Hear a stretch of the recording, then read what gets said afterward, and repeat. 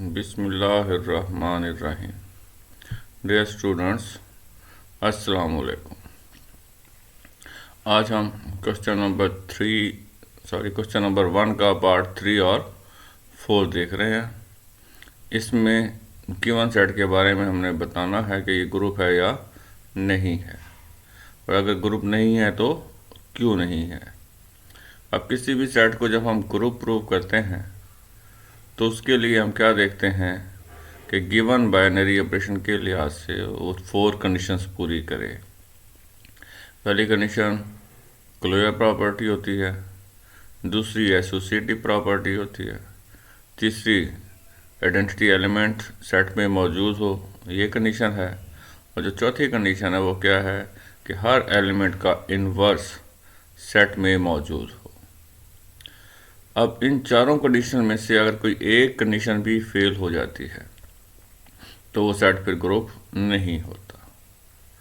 अब हमें एक सेट दिया हुआ है, सेट ऑफ इंटीजर्स, यहाँ पर सेट ऑफ ऑल इंटीजर्स, ठीक है जी, सेट ऑफ ऑल इंटीजर्स, और जो बाइनरी ऑपरेशन है वो ये है। अब ये एक सर्कल बना दिया ना छोटा सा, इसको मैं यहाँ पर ओ पढ़ूंगा। अब ये जो ओ है इसको उसने क्या डिफाइन किया है कि इस ओ का मतलब यहाँ पर सब्ट्रैक्शन है, यहाँ पर डिफाइन किया गया कि इस ओ का मतलब क्या है कि दो एलिमेंट्स के दरमियान अगर ओ आ जाए ये वाला, तो इसका मतलब क्या है कि इधर सब्ट्रैक्ट हो रहे हैं, ये एलिमेंट्स क्या हो रहे हैं, सब्ट्रैक्ट हो रहे हैं, पहले में से दूसरा एलिमेंट सब्ट्रैक्ट हो रहा है, ठीक है। अब हम जानते हैं जनरल रूल है ये कि जो अगर सब्ट्रैक्शन बाइनरी ऑपरेशन हो तो कोई भी सेट हो एसोसिएटिव लॉ फेल हो जाता है। सब्ट्रैक्शन में एसोसिएटिव लॉ जो है वो फेल हो जाता है।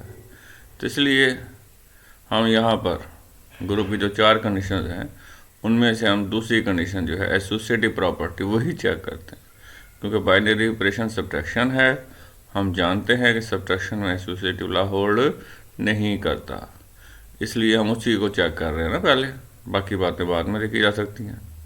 तो अब यहाँ पर सेट हमारे पास है जी, उसके अंदर हमने 3 एलिमेंट्स ले लिए, 2 3 4, आप कोई और भी ले सकते हैं। मैंने 1 इसलिए नहीं लिया क्योंकि वो आइडेंटिटी एलिमेंट होता है, और उसके बाद पॉजिटिव ही लिए हैं, तो 1 के बाद पहला पॉजिटिव इंटीजर 2 है, फिर 3 है, फिर 4 है ना, तो इसलिए मैंने ये तरतीब से ले लिए। अब एसोसिएटिव प्रॉपर्टी के लिए ये एसोसिएटिव प्रॉपर्टी समझे लेफ्ट साइड है, ये राइट साइड है। अब अगर इन दोनों का आंसर बराबर आ जाता है तो इसका मतलब एसोसिएटिव प्रॉपर्टी होल्ड कर रही है, और इन दोनों का अगर आंसर बराबर नहीं आता तो एसोसिएटिव प्रॉपर्टी होल्ड नहीं कर रही। अब ये जो सर्कल है या ओ है, ये हमने इस ओ की जगह हमने क्या लिख देना है, माइनस का साइन लगा देना, क्योंकि हमें बताया गया है कि ये जो ओ है असल में क्या है, माइनस है। तो अब हमने इसको हल किया तो ब्रैकेट वाली रकम का आंसर क्या हो गया, -1, बाहर -4 मौजूद है, इन दोनों का आंसर क्या हो गया, -5।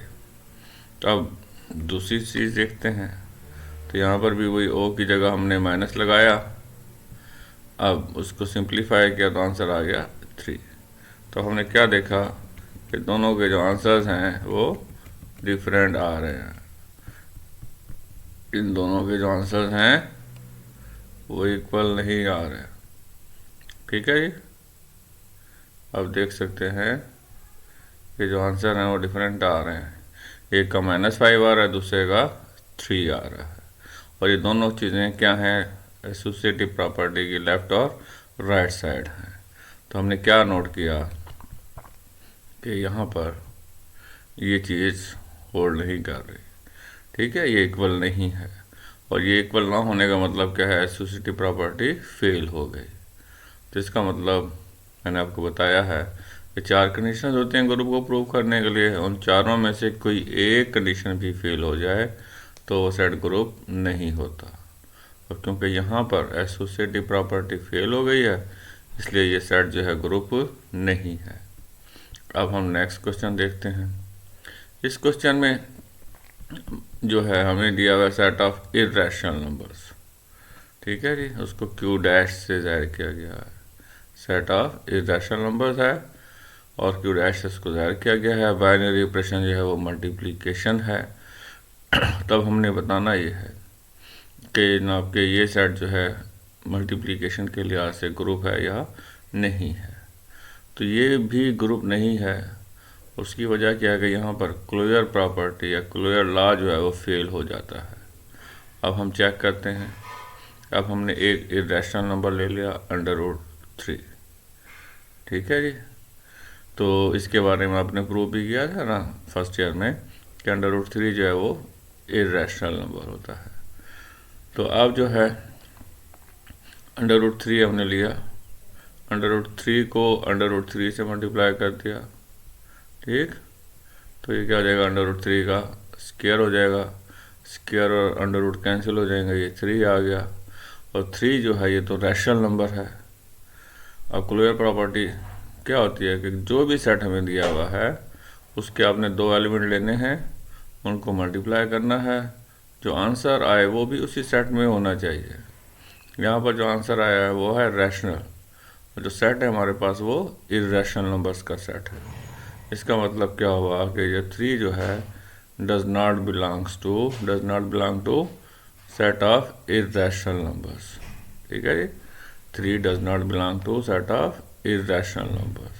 तो यहाँ पर हमने क्या देखा, क्लोजर प्रॉपर्टी या क्लोजर लॉ जो है वो फेल हो गया।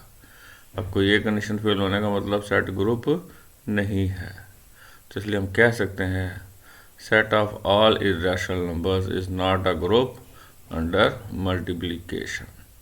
तो ये हमारा काम खत्म हो गया। क्वेश्चन नंबर 1 हमने कंप्लीट कर लिया है। तो अब हम इंशाल्लाह नेक्स्ट क्वेश्चन नंबर 2 देखेंगे।